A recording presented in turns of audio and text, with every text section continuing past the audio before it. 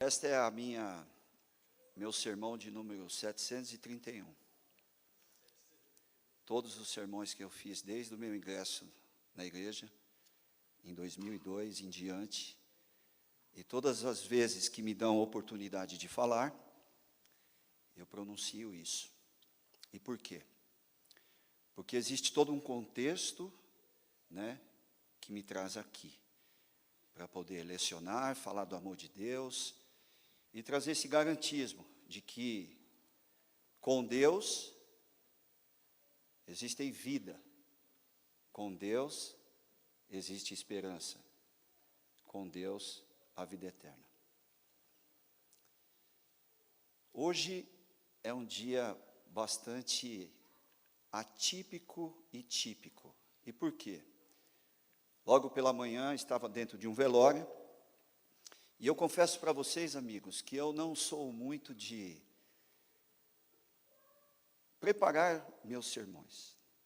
Eu passo alguns dias orando, meditando, e aquilo que durante o dia, algumas horas vem em meu encontro, eu preparo rapidamente ali e venho trazer aquilo que realmente eu entendo, penso e considero como o mover da vida cristã. E vejam que interessante. Ao entrar na Igreja Central de São Caetano do Sul, a convite do Wilson, e eu estava até conversando com o Geber, isso, eu me tornei um desigrejado. Aí você vai falar, mas como assim? O que é isso? O Arinei de Oliveira, uma vez ele falou para mim que nos Estados Unidos, onde ele e a Alessandra moram, ele sempre me falava, Alexandre, aqui é um local de pessoas desigrejadas. E o que seria um desigrejado? Desigrejado nada mais é uma pessoa que crê em Deus, acredita na palavra de Deus, tem princípios. Ele vive literalmente tudo aquilo que é comissionado dentro das Escrituras Sagradas. Se é parcialmente, integralmente ou não, nós não sabemos. Ele até se abstém de viver uma vida, ou seja, de prazeres ou qualquer outra coisa que venham ao não conformismo da fé. Mas existe um detalhe dentro disso daí. O desigrejado, ele não frequenta igreja. Ele coloca dentro da mente que ele está bem. Eu vejo versículos da Bíblia, eu falo até de Deus para os meus filhos. E durante um bom tempo eu me tornei um desigrejado. De tanto pregar nas igrejas, eu deixei de comungar. Eu me sentia um estranho, estava comentando com o nosso irmão aqui. De tanto pregar, sair para pregar, eu deixei de comungar, de congregar, de ter isso que eu estou agora tentando conseguir com vocês. Oxalá que essa seja a última igreja de tantas outras que eu já congreguei. Mas, enfim, e por que eu estou dizendo isso? Porque nós temos uma igreja rica e no seguinte aspecto, materializado aqui, olha, um teto bonito, ar-condicionado. Eu já preguei em caldeirões, você também já pregou. Lugares que você não consegue ficar com o terno, você tem que tirar,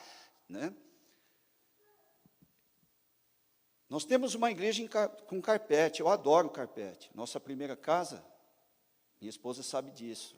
Eu dizia para ela, nós temos que ter uma casa com carpete, porque eu via os filmes americanos e aquilo me chamava a atenção, os hotéis de luxo, aqueles que já foram para os Estados Unidos sabem disso e nem precisa ir. Hoje nós conseguimos ver tudo isso através das mídias, das redes sociais. E nós fizemos lá a nossa casa toda encarpetada. Aí no inverno ficava lá no ar quente e descalço. Aí eu falava, poxa, que bênção. Nós temos uma igreja que tem um sistema de som, e eu conheço o Elton já há algumas décadas. Participei com ele ali do grupo Som e Louvor, durante muitos anos ali com aquela turma. E ele sabe o que é um som, um sistema de mídia. Eu não conheço. Mas nós temos tudo isso aqui dentro da igreja.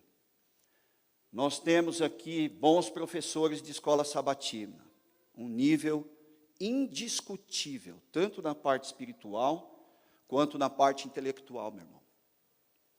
Nós temos aqui professoras de escola sabatina, os meus filhos estão amando. Poucas igrejas que meus filhos, ainda pequenos, se adaptaram às classes. Nós temos um grupo de louvor. Veja, o Israel, que outrora era da Igreja Central de Santo André, é verdade ou não é? Teve, todos sabem do passamento da sua esposa, né, muito triste, mas enfim. Nós temos tudo isso à disposição, e eu fico muito feliz com isso. Só que uma coisa que me chamou a atenção aqui nessa igreja, e queridos, nós somos irmãos em Cristo. E eu sou um homem que eu cheguei num certo limite de coisas, negócios, e um estilo de padrão de vida que não dá para ficar aí com palavras, né, criando o tipo politicamente correto. Eu percebi que os bancos, às vezes, ou na sua grande maioria, eles estão vazios.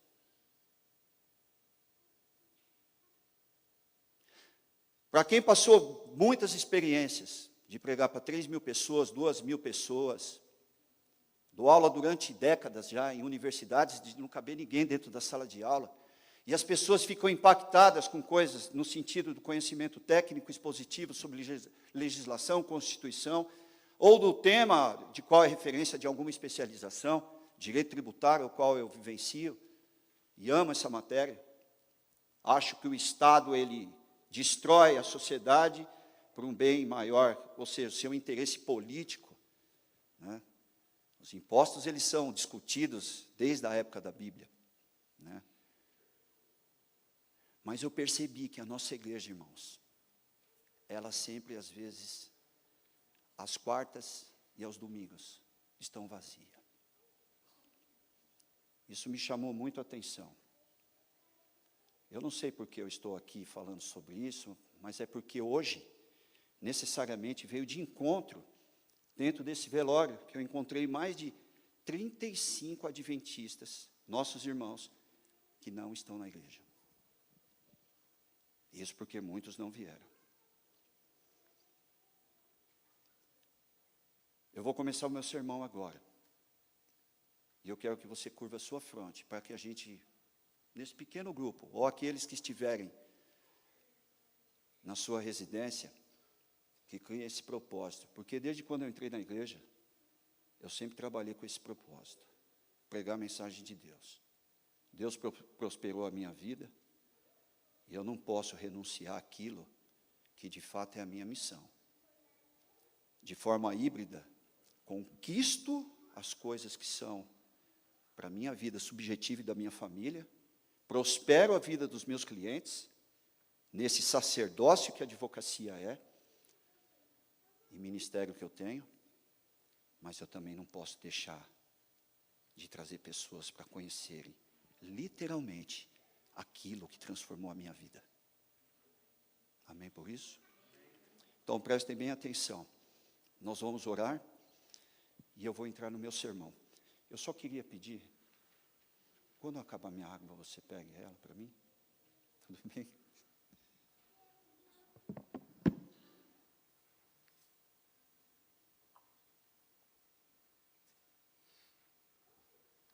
Curva a sua fronte como você está.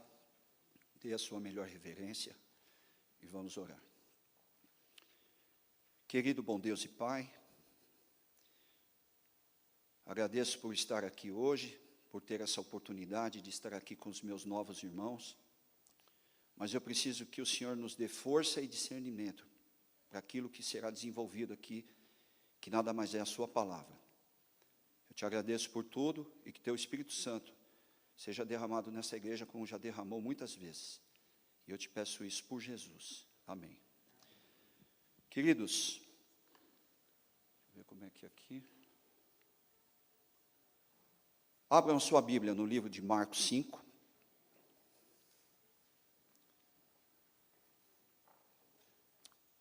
aqueles que estiverem com a Bíblia, com o celular, e vamos ler esse texto, que talvez fará muito sentido na nossa vida.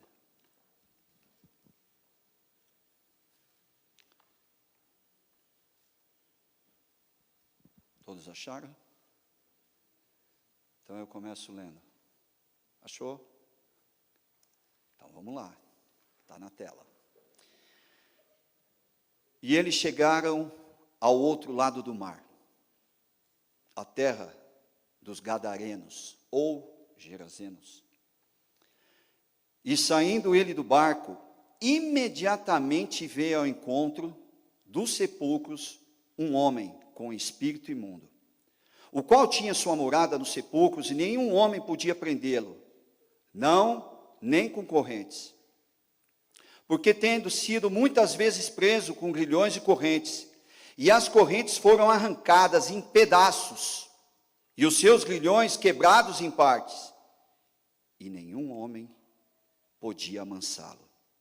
E sempre de dia e de noite ele estava nos montes e nos sepulcros, gritando e cortando-se com pedras. Mas quando ele viu Jesus ao longe, correu e o adorou. O texto de Marcos, no capítulo 4, um capítulo anterior, demonstra o que o pastor Camacho fez uma singela pregação, muito excepcionalíssima no dia de sábado, que seria Jesus enfrentando a tempestade e os discípulos. No capítulo 4 de Marcos, há uma tempestade, aonde os discípulos ali, no mar da Galileia, atravessando para talvez de encontro à terra de Gadara, eles são surpreendidos com uma tempestade. E esse fato notório e conhecido de todos aqui, nós sabemos que muitos deles temeram, tiveram medo. E se não confiassem em Cristo, muitos deles talvez mergulhassem e voltassem na abraçada. Alguma coisa, pelo desespero, pelo temor. Mas existia ali algo excepcionalíssimo, que mudou todo o contexto daquela região. E Cristo, mesmo com aquela tempestade, os seus discípulos, eles poderiam falar, poxa, vamos voltar, vai. Já tivemos muita tempestade aqui. Pode colocar, minha irmã. Eu acho que a gente pode voltar, Jesus. Você já provou para nós. Alguns de nós, ou um dos discípulos, ele caminhou sobre as águas. Não precisamos mais de sair para evangelizar hoje. Deixamos por aqui tudo. Mas Cristo, ele tinha uma missão. E a Bíblia é muito clara, meus irmãos, porque quando eles chegam dessa tempestade, e eles encontram a praia, eu fico imaginando Cristo chegando com o barco, os discípulos pulando com as suas roupas ali, puxando o barco, amarrando nas pedras, pegando as suas mochilas, sabe-se lá Pedro não estava com a sua espada. É possível, né? E quando eles estão subindo um monte, eles se deparam com o quê? Com o cemitério daquele local. E a Bíblia diz que, saindo eles do barco, imediatamente veio ao encontro dos sepulcros um homem com espírito imundo. Isso não é muito comum aqui de nossa igreja. Eu já vi muito disso. Em igrejas pentecostais, ao qual eu estive lá para observar, pregar ou coisa nesse sentido. A convite, ministrar palestras ou coisa nesse sentido. Mas aqui não é normal isso. Agora você imagina, meu irmão, você se deparando, indo pregar o Evangelho, com um homem de espírito imundo. E a Bíblia relata como é que esse homem era. Vejam, a Bíblia diz o seguinte, olha só. Ele morava nos sepulcros. Isso já não era normal. Então, ou seja, ele tinha os seus espíritos imundos, ele morava nos sepulcros, então ele não convivia na sociedade local. E veja,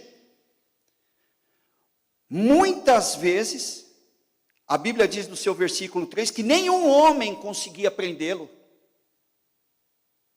Então você imagina só, Jesus chegando, ele se depara com um personagem forte, porque a Bíblia diz que nenhum homem conseguia prendê-lo. Você imagina, Wilson, tentando prender esse cara que luta?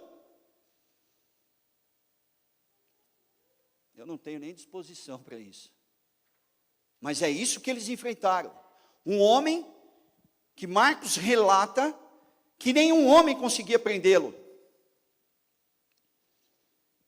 Nem com correntes. Você quer um homem forte? Sansão foi um homem forte. Foi ou não foi? Está aqui um outro homem forte. Uma vez um irmão falou para mim, não tem nenhum homem forte na Bíblia igual Sansão. Eu falei, tem um outro, que eu acho que estava ali. Não existe isso, irmão. Existe, está aqui. As correntes e as cadeias eram quebradas por ele. Vejam, eu às vezes me deparo com alguns cidadãos que, sei lá se é cidadão, são presos por cometerem crimes, e nós vamos lá, né, que nem diz o malandro, na grade, e a gente se depara com essas pessoas presas. É impossível serrar uma grade. E este homem, ele estourava as grades.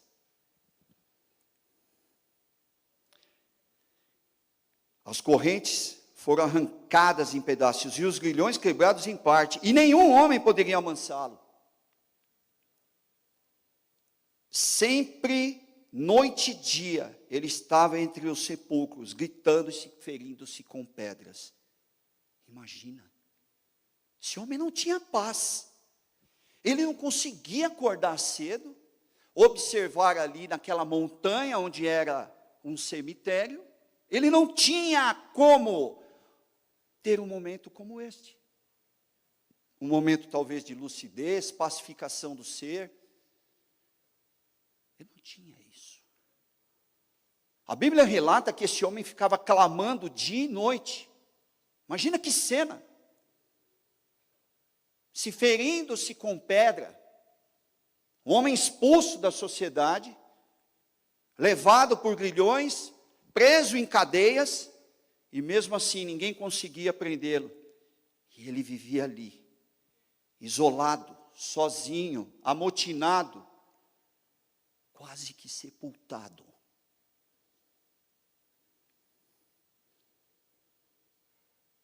Cortando-se com pedras. E no versículo 6, quando ele viu Jesus, ele correu de longe e o adorou. A região de Decápolis, amados, era uma região que historicamente, eu não vou entrar nessa questão antropológica, sociológica dessas cidades, mas eram cidades que foram governadas, invadidas durante séculos por muitos povos. Então veja, culturalmente, ninguém sabia quem era quem ali. Existiam milhões de altares, talvez, deuses. Era uma espécie de Babilônia, Decápolis, a região de Gadara. Ali não existia a presença do Deus vivo.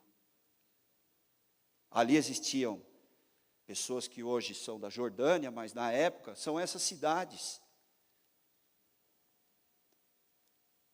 E era para lá que Jesus estava querendo ter uma conversa com esse povo.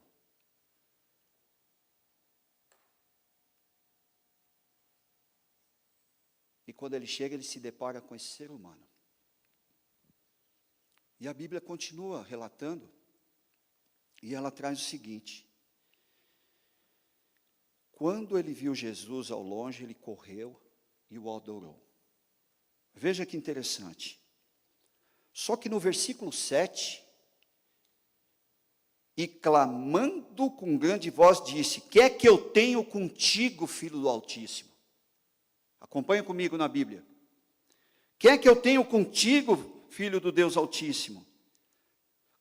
Conjuro-te por Deus que não me atormentes." Vejam, dois momentos interessantes aqui a observar. Num primeiro momento, ele corre, adora a Deus, e num segundo momento ele diz: "Não, o que é que eu tenho contigo, filho do Deus Altíssimo? Conjuro-te para que não me atormentes." No primeiro momento, amados, era o ser humano, em um lapso, entendendo que a presença daquele, de forma estética, podia ser o único que poderia socorrer das investidas do diabo, que já havia assolado a sua vida, a sua família, a sua educação, a sua saúde, a sua integridade, a sua moralidade. Mas em fração de segundos, o demônio toma para si o seu corpo e já não é mais ele. E a Bíblia diz quem é que fala. Porque vejam, conjuro-te por Deus que não me atormentes. Eles queriam ficar ali, assolando a vida daquele ser humano, usando como abrigo, como lugar de morada, destruindo a vida e tentando permanecer o caos, para que ele não viesse consideravelmente conhecer a prosperidade, a paz, a mansidão, os frutos que Paulo desenvolveu, os frutos do Espírito. E esse nosso irmão, Jesus, ele observa e ele vê que ali não é apenas um ser humano embriagado, um nécio, um louco.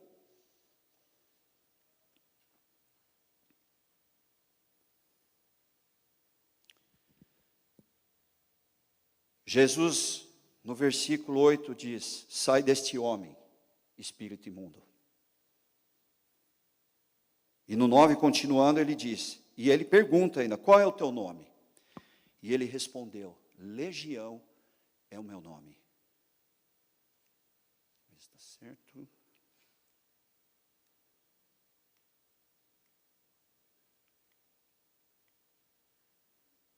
Eu não prego com isso.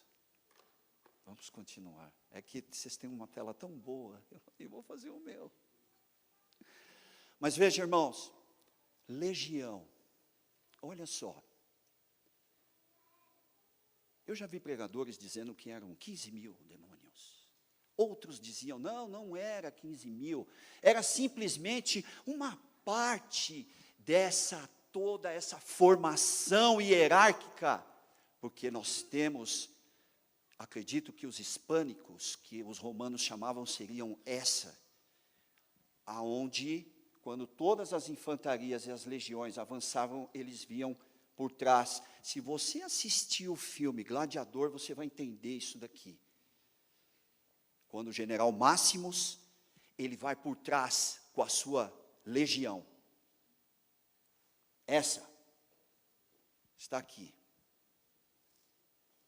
A Bíblia não detalhe, ela não traz o detalhe de quantas ou quantos ou grupos de demônios que investiram na vida deste homem.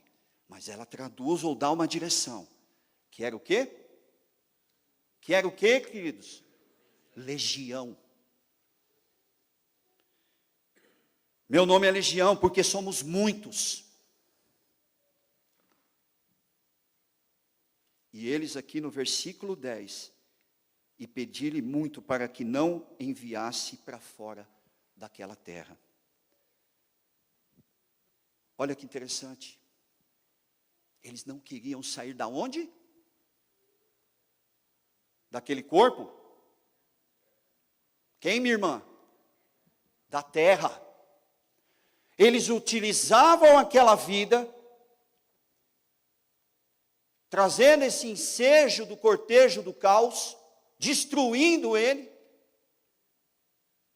destruindo a família, obviamente, seus ancestrais e toda essa coisa que a gente sabe que nós tentamos manter civilizadamente todos os dias.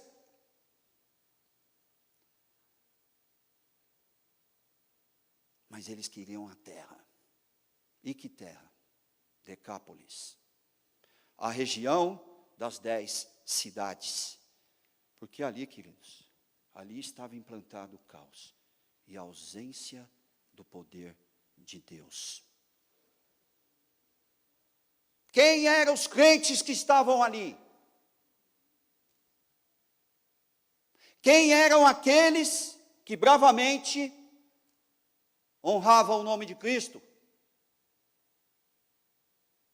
Não havia uma igreja, não havia um grupo, não havia um conjunto, não haviam pregadores, não haviam filósofos da literatura cristã, não havia absolutamente nada naquele lugar, a não ser o quê? Paganismo, prostituição,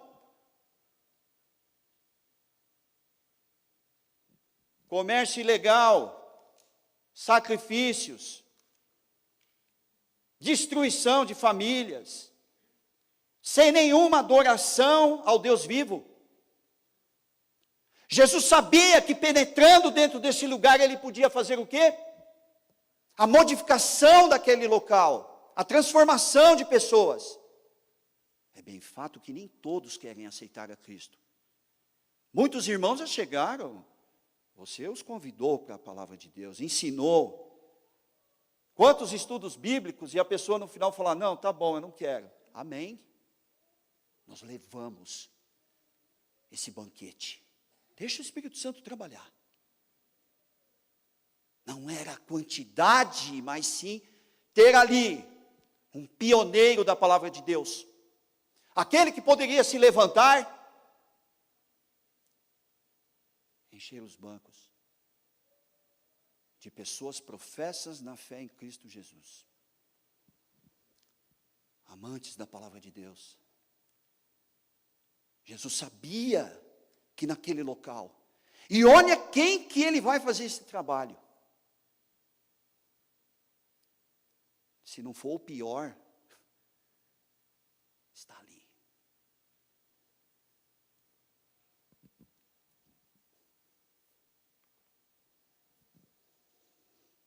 Continuando.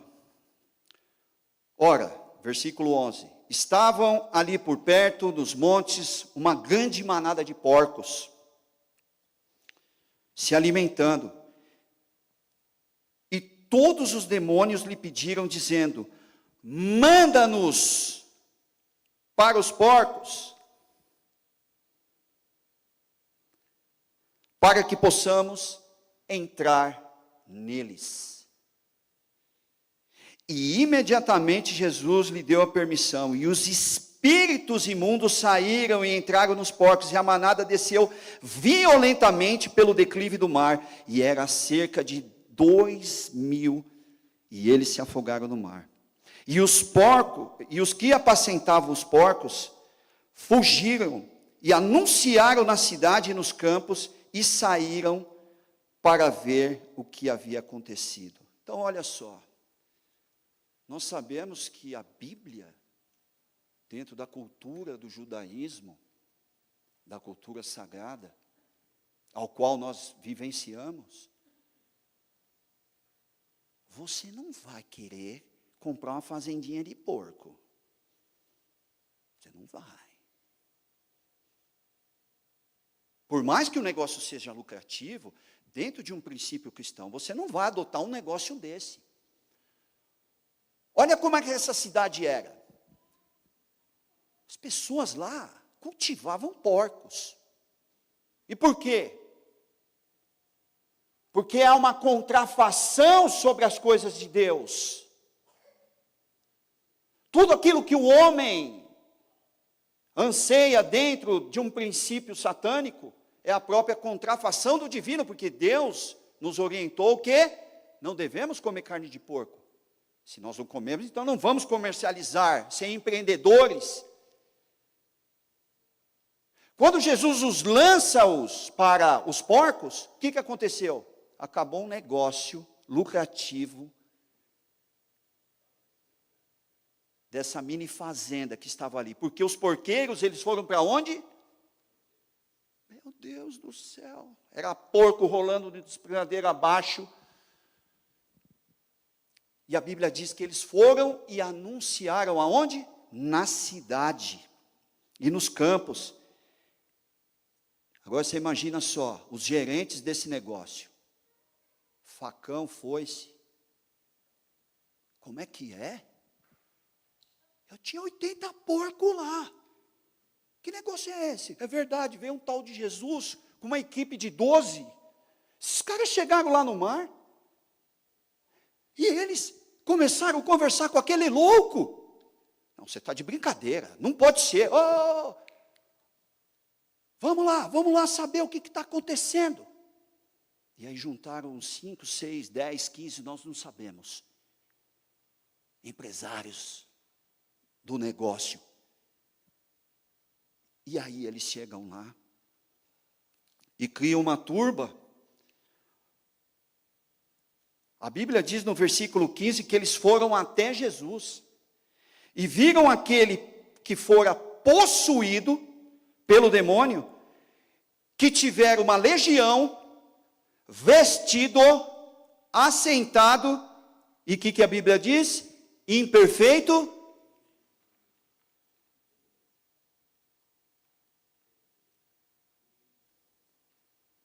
E eles ficaram com medo. Amados, olha o nível espiritual daquele lugar. Eles cultivavam porcos, viviam as mazelas da vida, tentavam deter um homem com grilhões, que vivia clamando dia e noite, e quando esse homem, ele é posto na sociedade, vestido, sentado, coisa que ele nunca ficou, eles temeram.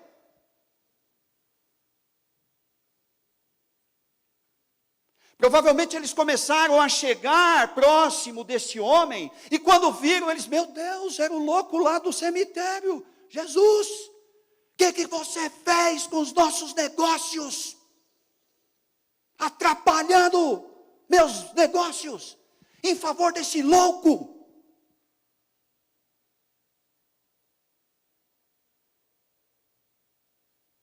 A Bíblia relata, queridos, que eles ali,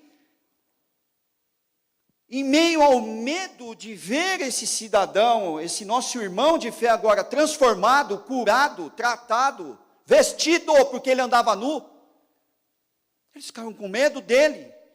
Veja o tamanho da loucura daquele povo. Era para ser o contrário. Eram para regozijar. Eram para chegar a ele e falar assim, tá bom, você nos deu um prejuízo. Outro sim, você resolveu um problema nosso aqui. Me dá um abraço aqui, porque, cara, você deu um trabalho para a gente aqui durante décadas, hein? Eles ficaram com medo dele.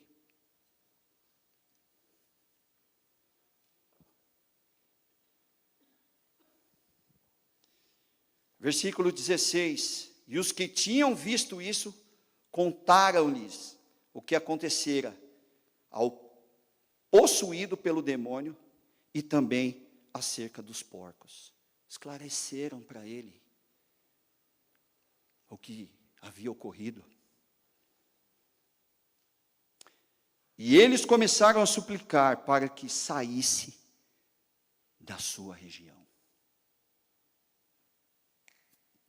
Os homens, os empresários da época, aquelas pessoas que detinham poder naquela localidade, enfrentaram Jesus e os discípulos e disseram o que para eles?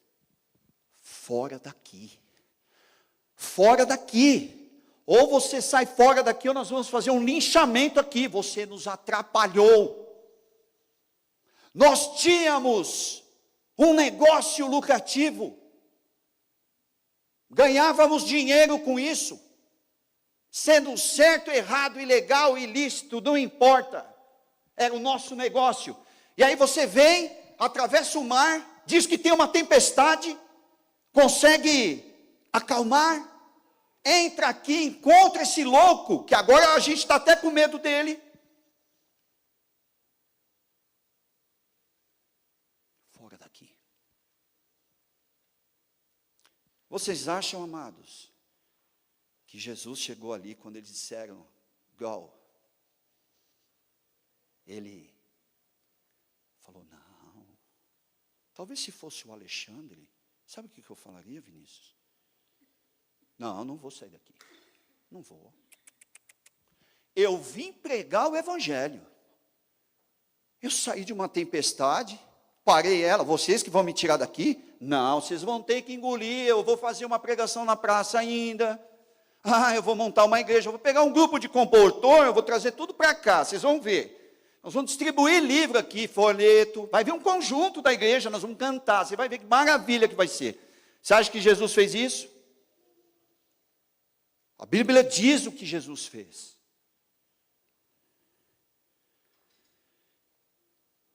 Como eles suplicaram para que Jesus saísse, vejam, no 18, e entrando ele no barco, suplicava-lhe que fora possuído pelo demônio, que pudesse estar com ele. Veja, aquele homem que foi transformado, Jesus nesse momento, ele pega os discípulos e fala, pessoal, amigos em fé, vamos voltar, vamos para Nazaré, ou para qualquer outro destino, porque aqui, eles não querem a graça, eles não querem o perdão, eles não querem a prosperidade, eles não querem o céu, eles não querem a misericórdia, eles não querem o amor, eles não querem o perdão, eles não querem a amizade, eles não querem nada. Já que eles não querem, então nós vamos nos retirar, porque nós os amamos, vamos respeitá-los. E eles começam a descer, só que o novo cidadão, o novo irmão, ele começa a correr, descer. Jesus, espera, tem mais um aqui, ó. Eu quero ir com você. Ei, Jesus, e os apóstolos, calma, não tem vaga no barco, vai afundar, esse cara aqui, calma, e Jesus chega para ele e diz, você não vai entrar. No 19, Jesus não o permitiu e disse-lhe, vai para a tua casa, para os teus amigos, e anuncia-lhe, quão grandes coisas fez o Senhor, ele teve compaixão de ti. Queridos, quando eu leio esse versículo, eu não sei para você, amado, mas é um tapa na minha cara. O que Deus fez na tua vida que você não vai para os seus?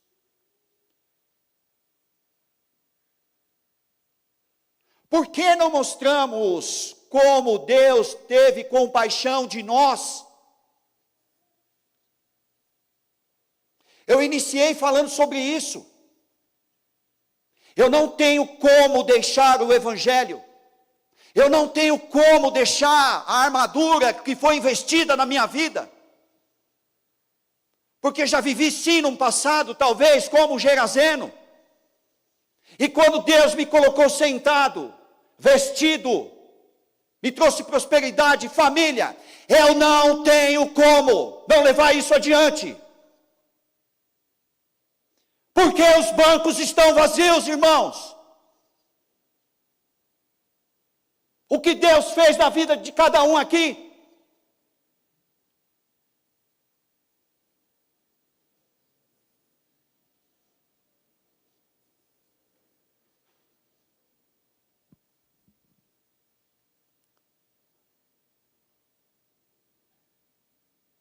O que Deus fez na sua vida, meu irmão.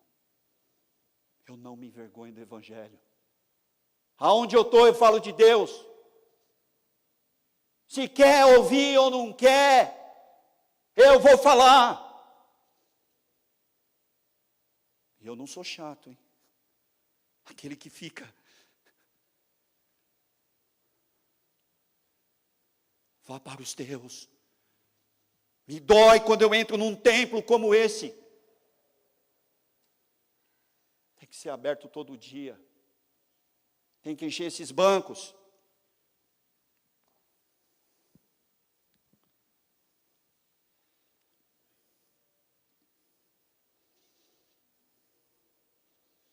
Vá para a tua casa, para os teus amigos. Anuncia-lhe o quão grandes coisas fez o Senhor. Eu fui uma pessoa que eu não acreditava no Evangelho, irmãos. Se tem alguém que não acreditava, era eu. Mas um dia eu falei, eu quero ver o que Deus pode fazer na minha vida. Eu sou a prova viva de que Deus, Ele vem e faz. Mas isso tem que ter uma motivação. Isso tem que ter algo intrínseco dentro de cada um. Isso é um desejo, é transcendental. É olhar e falar, eu vou construir isso em nome de Jesus, e eu vou fazer porque existe algo maior.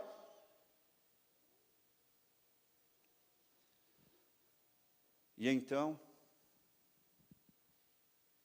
a Bíblia diz que ele partiu e começou a divulgar em Decápolis quão grandes coisas Jesus lhe fizera. E sabe o que a Bíblia diz? Que todos os homens se maravilhavam. Olha só.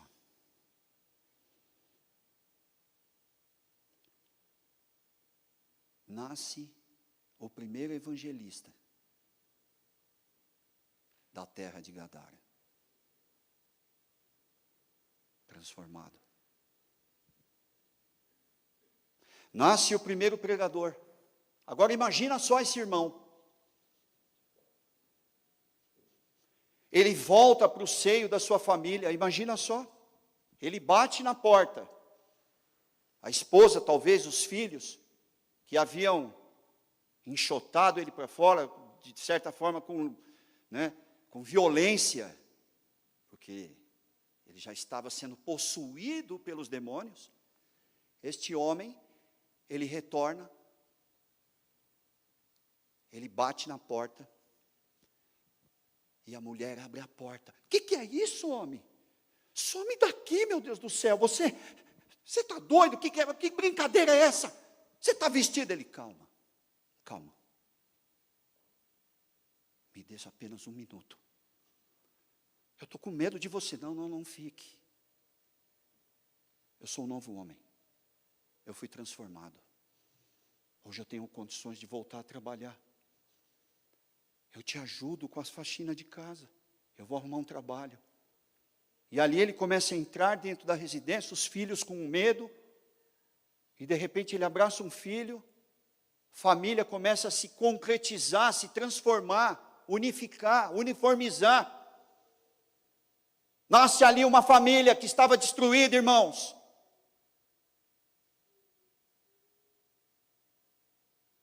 Centenas de famílias estão destruídas, precisando apenas de uma única pessoa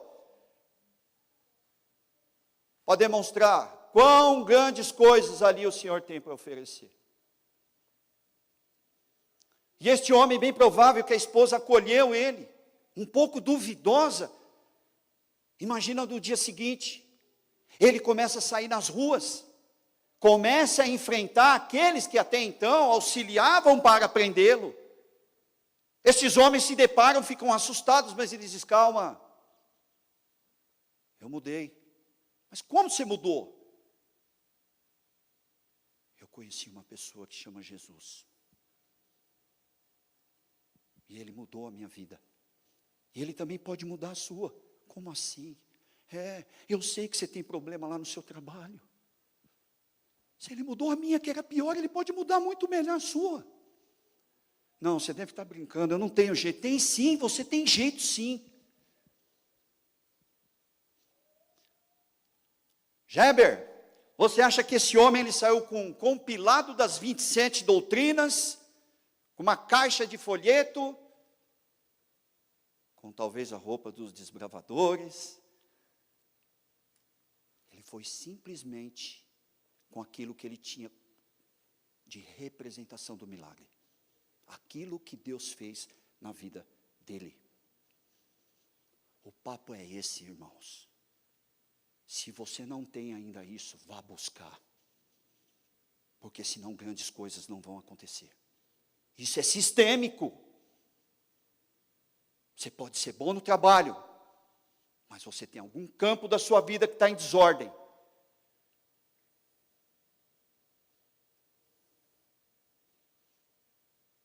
Porque quando você alinhar tudo isso, aí ninguém segura. Aí que nem diz o malandro, o bicho pega. Perdão da palavra. E esse homem, ele começa ali a testemunhar, ele começa a pregar, ele começa a criar. E vejam, encerro a minha pregação conduzindo ao final. E eu quero que você leia comigo em Marcos 6, versículo 32. Marcos 6, 32. Passaram-se talvez um ano, alguns meses. Eu não tenho certeza, mas a teologia aponta isso. Então eu me agarro naquilo que os especialistas traduzem como objeto de pesquisa. Passaram-se alguns meses, Jesus volta naquele local e veja o que aconteceu. E eles partiram a sós num barco para um lugar deserto. E as pessoas, os que viram, partiram muitos e reconheceram. E para lá correram a pé. Eu só vou se tiver carro. Para buscar a bênção só se for de Uber.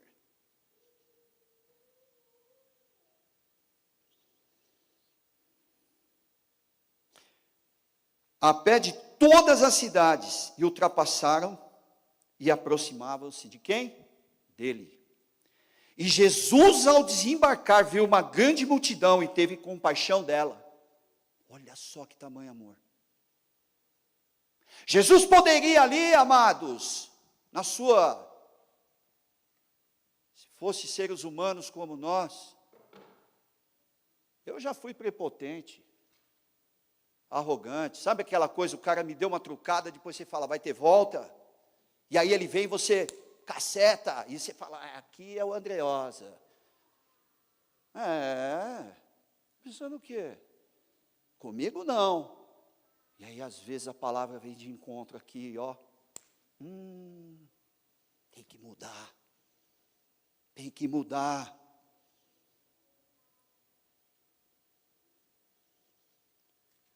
Jesus chega. Ele podia muito bem dizer assim, olha, não, eu conheço vocês. Vocês não são aqueles porqueiros lá que me expulsaram daqui? Agora não tem benção não, acabou. Vocês tinham prazo, era lá atrás, precluiu, extinguiu, acabou esse prazo. Agora eu vou abençoar outras pessoas, vocês não. O que a Bíblia diz? Que Jesus teve o quê? Venham, venham, venham, venham, venham para cá. A Bíblia relata que eles eram ovelhas que não têm pastor. Estavam perdidos. E vejam só, vou resumir para não tomar o tempo de todos. Afinal, nós estamos já no domingo para iniciar a semana. E vocês conhecem melhor do que eu a história. Jesus, ele invoca ali os discípulos, porque perceberam também que haveria ali um congresso, talvez, uma conferência. E Jesus disse, eu vou pregar. Mas eu acho que esse povo está com fome. Veja só. Jesus, ele não vai só apresentar para você mudanças de cunho espiritual, mas também mudanças de cunho material. Eu creio nisso. Ele vai trazer mudanças de cunho material. E a prova está aqui. Eles pegam apenas 5 pães e 2 peixes. E no versículo 42, no 41, Jesus, e tomando ele os 5 pães e os 2 peixes, e olhando para o céu, ele abençoou, partiu os pães e deu aos discípulos, para que pudessem diante deles dividir os 2 pães entre todos eles. No 42, e todos que comeram se fartaram. Ninguém saiu dali. Ai, não gostei muito, fiquei lá um tempo e todos comeram e se fartaram. Foram prósperos. Vejam só, e recolheram 12 cestos cheios de pedaços e de peixe. Ninguém volta de mão vazia, quando realmente é comissionado a se entregar ou viver o verdadeiro evangelho. Isso é quimera. Ah, comigo nada acontece. Ah, comigo não sei. Quem verdadeiramente buscar o Senhor, vai aprender a se tornar um homem ou uma mulher, vai prosperar e ainda vai passar a fartura do ano todo. Amém, irmãos? Porque eles recolheram 12 cestos. Eu não sei quem escreveu, mas provavelmente isso é muita comida para uma família que está passando necessidade. Eu não entendo a forma de acondicionamento como era na época, mas eu tenho certeza que mesmo que aqueles que não conseguiriam acondicionar, distribuíram essa prosperidade para outros, e outros apareceram ali, meu irmão, e disseram, eu também quero conhecer, porque eu estou quebrado, eu estou ferrado, eu estou lascado, eu estou mal, minha mulher está mal com ela, meus filhos não me amam, eu preciso de mudança. Quando você não tem nada para oferecer, sem chance. Vai ficar difícil essa transcendência de Cristo através da sua vida.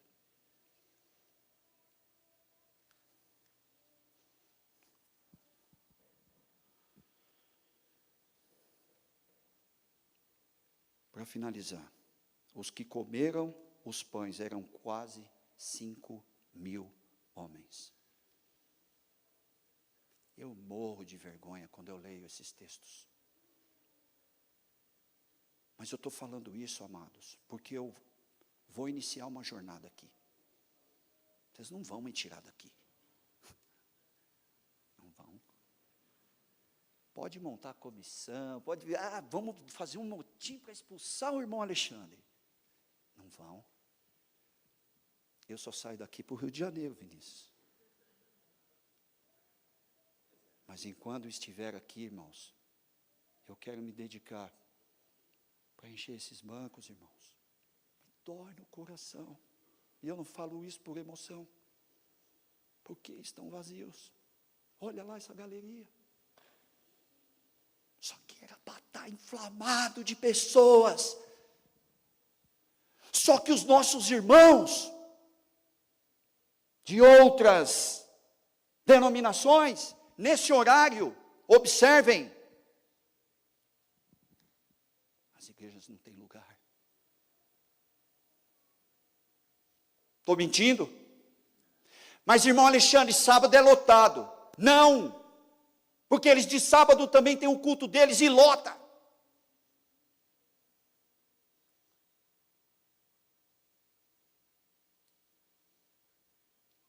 preocupa demais isso. Me preocupa demais. Gostando do que eu estou falando, ou não. Mas a gente não pode deixar essas coisas ficarem só entre nós. Sabe, Wilson, as bênçãos que você recebe e as que eu tenho e recebo, isso tem que ser inflamado, minha irmã. Esse horário aqui, era para essa igreja estar cheia de gente, porque essa é a nossa missão.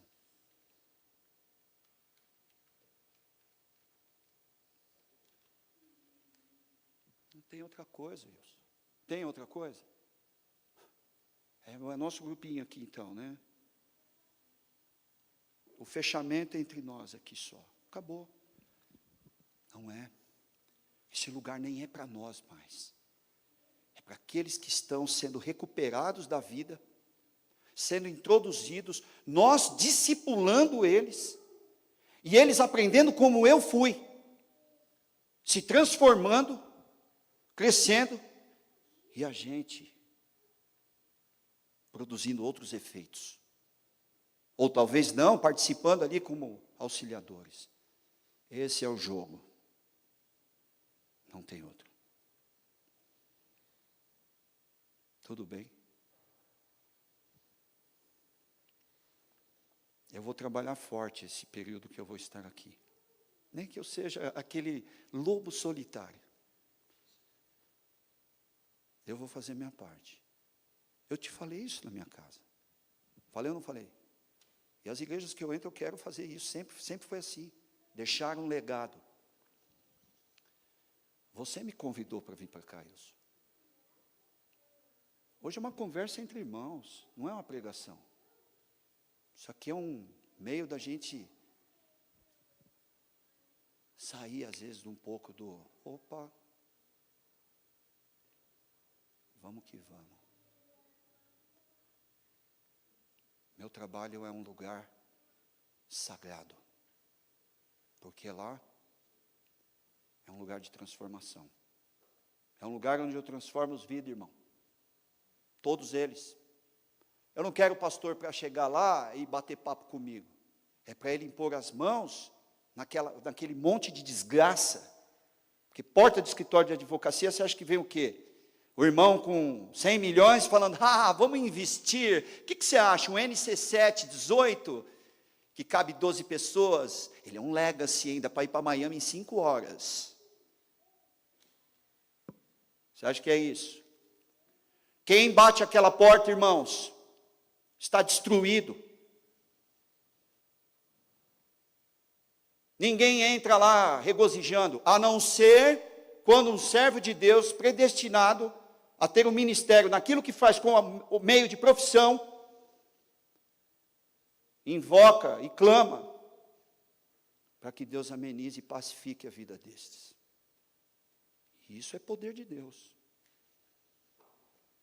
Agora a gente tem que transcender isso para cá também. Como um corpo só, todo mundo unido. Essa sala aí, hein, irmão? Nós vamos encher essas salas, eu creio nisso. Eu não sou louco, pô. Eu sei o que eu estou falando.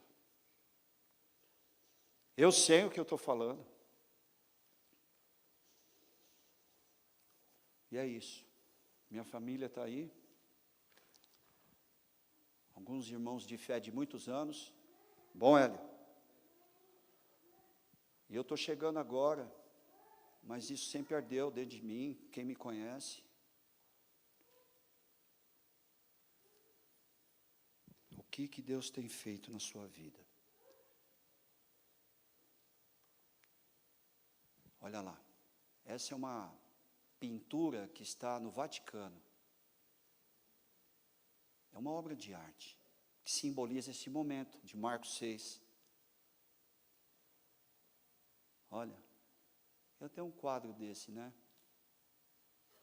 Bem gigante. As pessoas, mas o que é isso aqui, Alexandre? e explicar minuciosamente o que ocorreu.